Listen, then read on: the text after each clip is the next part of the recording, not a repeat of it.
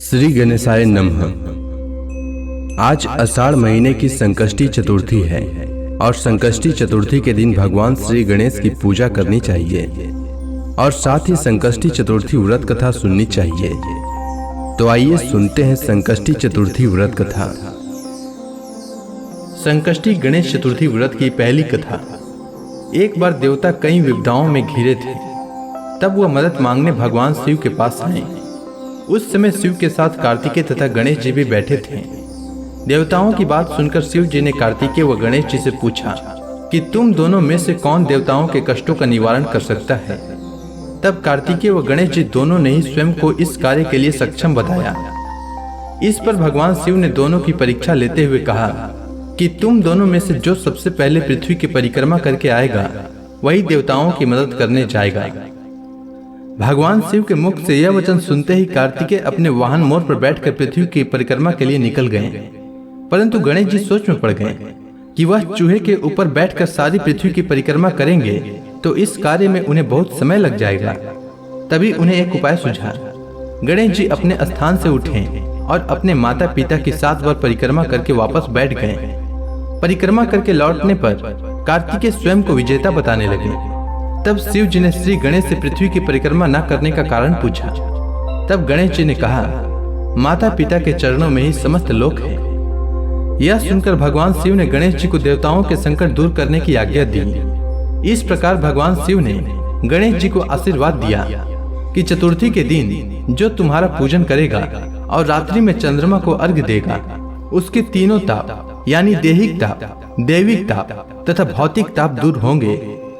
इस व्रत को करने से व्रतधारी के सभी तरह के दुख दूर होंगे और उसे जीवन के भौतिक सुखों की प्राप्ति होगी। चारों तरफ से मनुष्य की सुख समृद्धि बढ़ेगी, पुत्र पौत्र आदि धन ऐश्वर्य की कमी नहीं रहेगी। अब आइए सुनते हैं संकष्टी गणेश चतुर्थी व्रत की दूसरी कथा। एक समय की बात है, राजा हरिश्चंद्र के राज्य में एक कुम्हार था। वह मिट्टी के बर्तन बनाता, लेकिन वे कच्चे रह जाते थे। एक पुजारी की सलाह पर उसने इस समस्या को दूर करने के लिए एक छोटे बालक को मिट्टी के बर्तनों के साथ आवा में डाल दिया। उस दिन संकष्टी चतुर्थी का दिन था।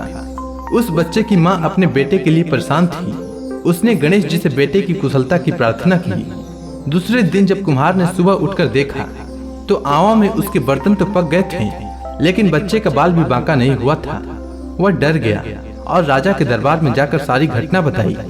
इसके बाद राजा ने उस बच्चे और उसकी मां को बुलाया तो मां ने सभी तरह के विघ्न को दूर करने वाली संकष्टी चतुर्थी का वर्णन किया। इस घटना के बाद से महिलाएं संतान और परिवार के सौभाग्य के लिए संकष्टी गणेश चतुर्थी का व्रत करने लगी। अब आइए सुनते हैं संकष्टी गणेश चतुर्थी की तीसरी कथा। एक समय की बात है, भगवान विष्णु का विवाह लक्ष्मी जी के साथ निश्चित हो गया। विवाह की तैयारी होने लगी। सभी देवताओं को निमंत्रण भेजे गए, परंतु गणेश जी को निमंत्रण नहीं दिया।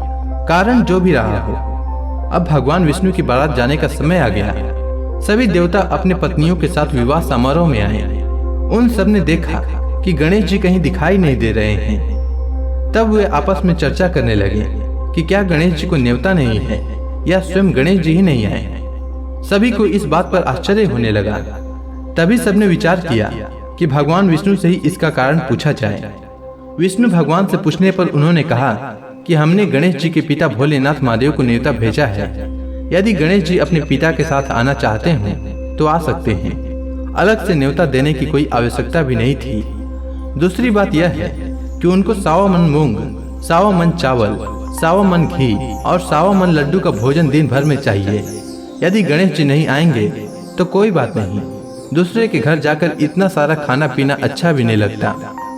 इतनी वार्ता कर ही रहे थे कि किसी एक ने सुझाव दिया कि यदि गणेश जी आ भी जाएं तो उनको द्वारपाल बनाकर बैठा देंगे कि आप घर की याद रखना।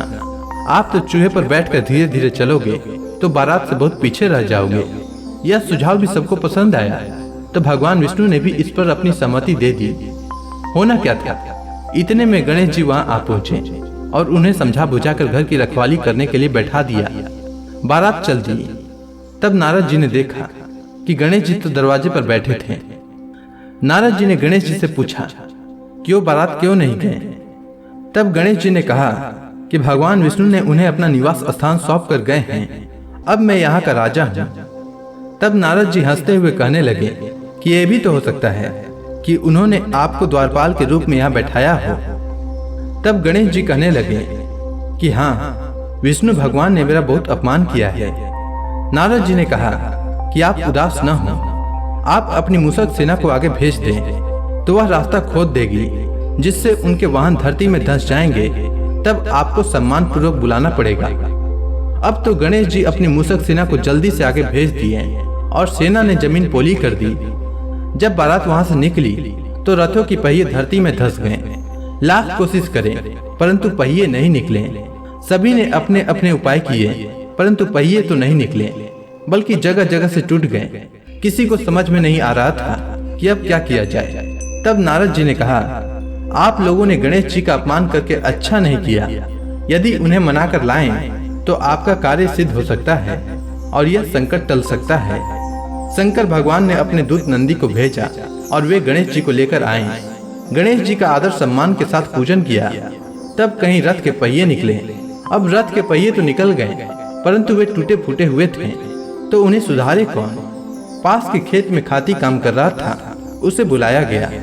खाती अपना कार्य करने से पहले श्री गणेशाय नमः कहकर गणेश जी की वंदना मन ही मन करने लगा। देखते ही देखते खाती ने सभी पहियों को ठीक कर दिया। तब खाती कहने लगा कि हे देवताओं, आपने सर्वप्रथम गणेश जी को नहीं मनाया होगा और न ही इनकी पूजन की होगी, इसीलिए तो आपके साथ यह संकट आया है। हम तो मूर्ख अज्ञानी हैं, फिर भी पहले गणेश जी को पूजते हैं, उनका ध्यान करते हैं। आप लोग तो देवता गण हैं, फिर भी आप गणेश जी को कैसे भूल गए?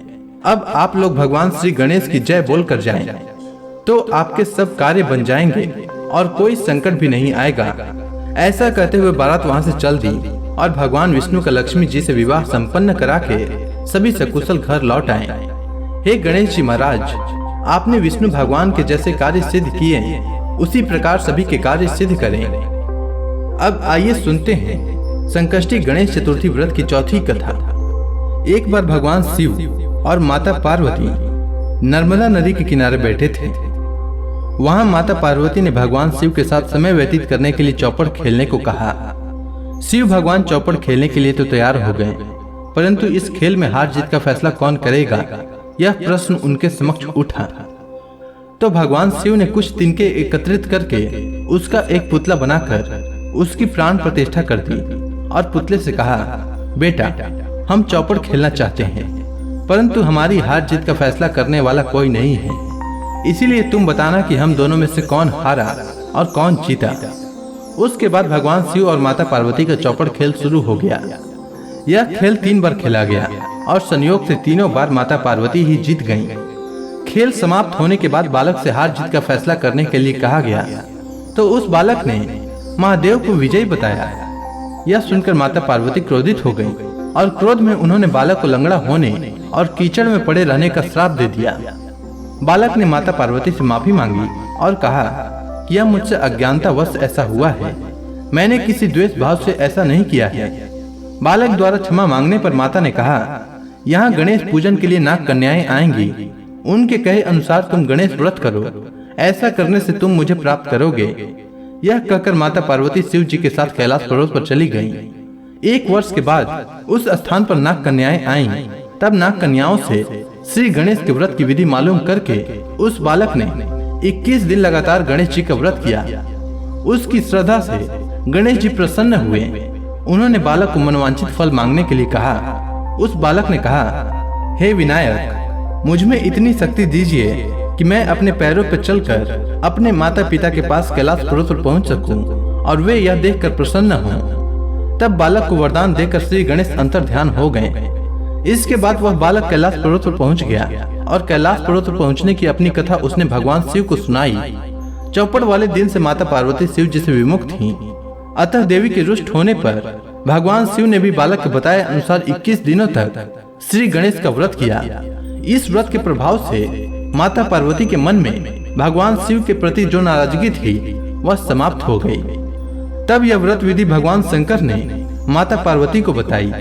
यह सुनकर माता पार्वती के मन में भी अपने पुत्र कार्तिकेय से मिलने की इच्छा जागृत हुई।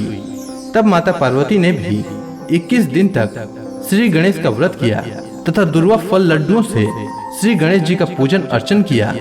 व्रत के 21वें दिन कार्तिकेय स्वयं माता पार्वती जी से आ मिले। उस दिन से श्री गणेश चतुर्थी का यह व्रत समस्त मनोकामनाओं की पूर्ति करने वाला व्रत माना जाता है। इस व्रत को करने से मनुष्य के सारे कष्ट दूर होकर मनुष्य को समस्त सुख सुविधाएं प्राप्त होती है। तो प्रेम से बोलिए भगवान श्री गणेश की जय।